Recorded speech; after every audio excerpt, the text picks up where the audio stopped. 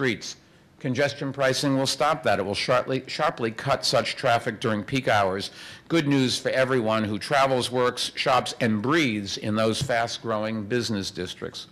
Fifth and finally, today, too many communities don't have the mass transit options they need. Congestion pricing will improve that because as part of our plan, we've already identified 22 neighborhoods with the highest concentration of drivers going into Manhattan, and we've already come up with ways to improve transit service in those communities, not by 2030, but during the next year or two. And improving mass transit in an area where the time for simplistic sound bites is over and the time for action is today.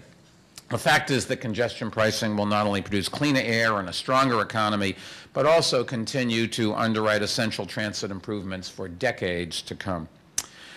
Take a look at this roster of 18 regional transportation projects. They include bus rapid transit, the new Moynihan Station, the Lower Manhattan Rail Link, and many others. All 18 of the projects on this list are essential to our region's future. There's just one problem. Collectively, there's a $31 billion gap between the funds now available to build them and what finishing them will eventually cost. Sound familiar? Sound like the 2nd Avenue subway? It's going to be deja vu all over again, perhaps? Well, not if we fill in that gap and finish these projects. With revenue bonds underwritten by our proposed Sustainable Mobility and Regional Transportation Financing Authority, smart funds will come from three sources. First, a commitment, which we've made a down payment on in the budget I just released the other day, from the city to contribute $220 million a year.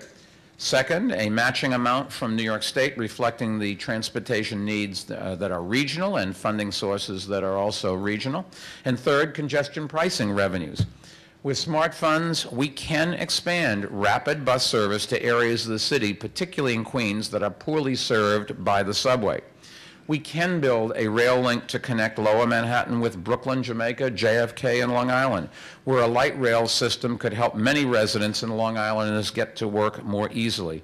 And yes, we can build the 2nd Avenue subway, not just from 96th Street to 63rd Street, but all the way from Harlem to the Battery, and make it, as the RPA has proposed, truly a part of an interborough transit system. To do all that and more, and you can see the results on this chart, as red turns to green, the sign of a healthy and growing city once again on the move. And that's just the beginning. Because the billions of dollars of surplus dollars generated by smart financing, with that we can continue a true 21st century transit system for decades to come. A system that improves access to the region's airports, high-speed intercity rail service, and other visionary projects, including perhaps some of those long-abandoned subway extensions. And I just want to say, Lee, keep up the great job. And you know, the future is mass transit for all of us, and you've got a phenomenal opportunity, along with the governor, to really make a difference. And the time to do it is right now. The stars are aligned. If we don't do it now, it's probably never going to get done. We've just got to pull everybody together and have the courage to do what's right. Now, before completing my remarks, thank you.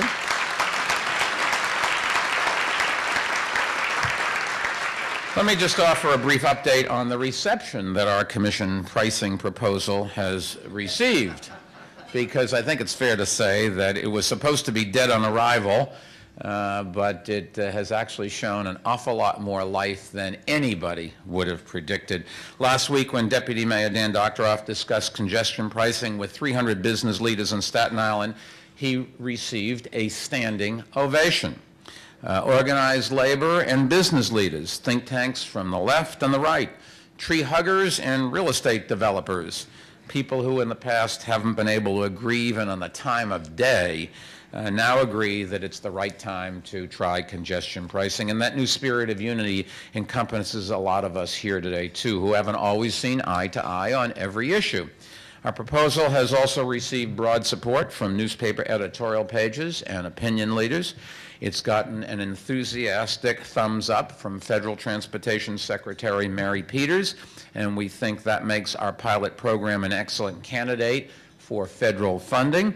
And yes, I would say that congestion pricing is also going to get a fair reception in Albany.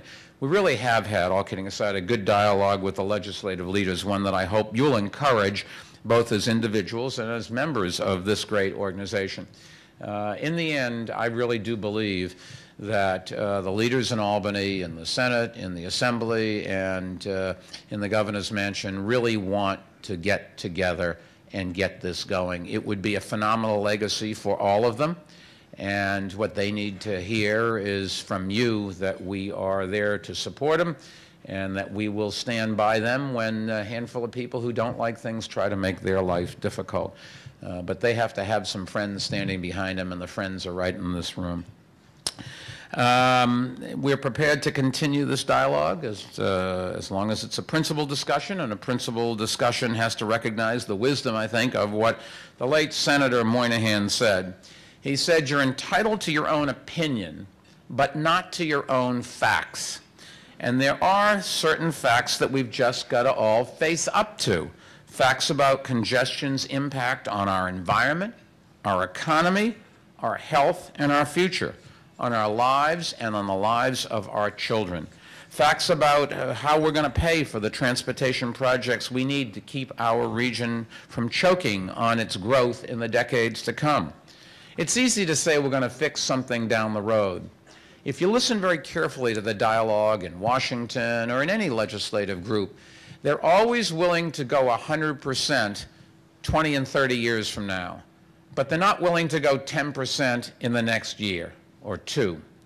And that's because they're not going to be around 20 or 30 years from now. And the pain and the cost is going to be borne by our children, not them. We've got to stand up together and say, now is the time.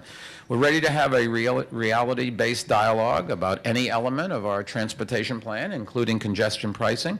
We'll talk about the boundaries of congestion pricing, the zone, the fees that might be charged, the hours they would be applicable, the methodology for administering the program. But what we won't do and what we can't do is postpone essential decisions any longer. It's got to be in this legislative session. We can't wait any longer. Right now is the time when the momentum is at its peak. And if we don't get this done, the naysayers who Chuck Schumer talked about a year ago of how difficult it is to get any big thing done in this city. And I think Chuck is right. If you wait, all you're going to do is find reasons why not. And this is a city that was built, this is a country that was built when people who didn't look at the glass as half empty, they looked at it as half full. They always found reasons to go ahead. I mean, just think about when they built the subways into areas of this city that didn't have people living in them yet. Or they built bridges, which most people said, well, what are you going to need those bridges for? They're not going to have any more cars than we have. Or remember when they built Central Park and people wanted to make it half the size because they said nobody'd ever be living that far north. What would have happened if the courageous people in the past got tied up in court, got beaten down by the press, got influenced by all the special interests? We wouldn't have the greatest city in the world that we have today. We won't ignore, if you'll excuse the expression, the inconvenient truths of the difficult challenges that we face. I think that time is finally over, and the time for action is clearly now, because it's action that will give our children the bright green future that they deserve and that the RPA wants them to have. So, Peter, thank you for everything you do, and this is nothing that we can do by ourselves. Everybody in this room and everybody in this region has got to pull together. Now's the time. Thank you. God bless.